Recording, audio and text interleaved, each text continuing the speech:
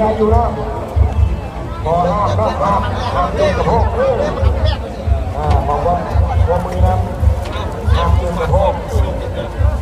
นั่นจะพอแจ้งมานะครับถ้าเป็นบอกว่าทีเข้าไปอันนี้ก็พอแจ้งเป็นจังไดนะติดตามลงทุนที่กันนะเลิศ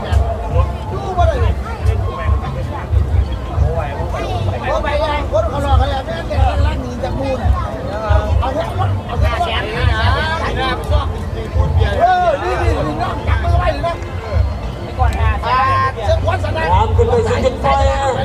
ทำอะไรกันตอนนี้เลยผมร้านเล็กดิดูทางคณะกรรมการที่จุดไฟครับเอาละ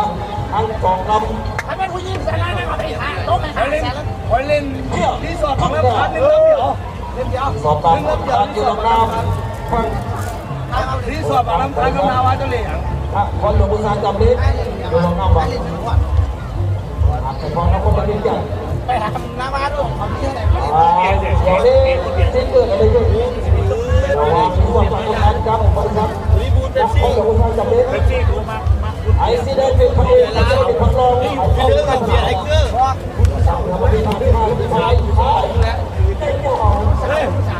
เขาพูดเราจอดได้ต้องจอดต้องนะไม่ได้จอดไม่ได้กี่วันหรอกมันไปยังพอได้อยู่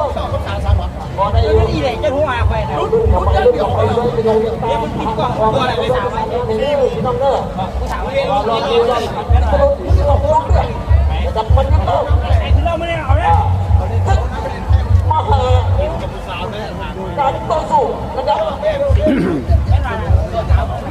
สายเนี่ยเอาสายเนี่ยว้าว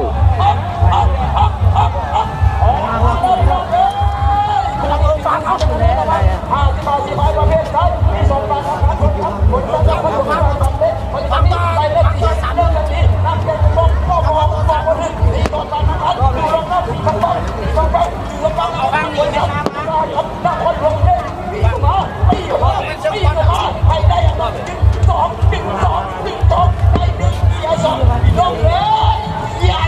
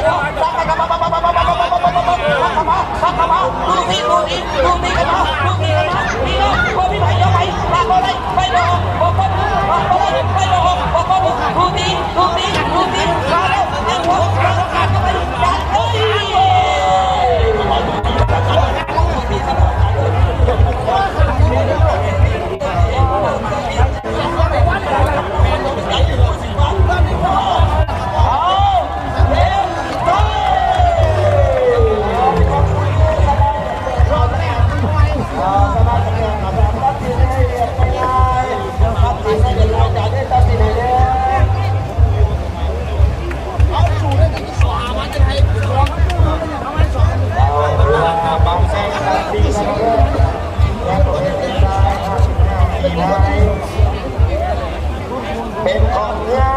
ก็ตามนักการ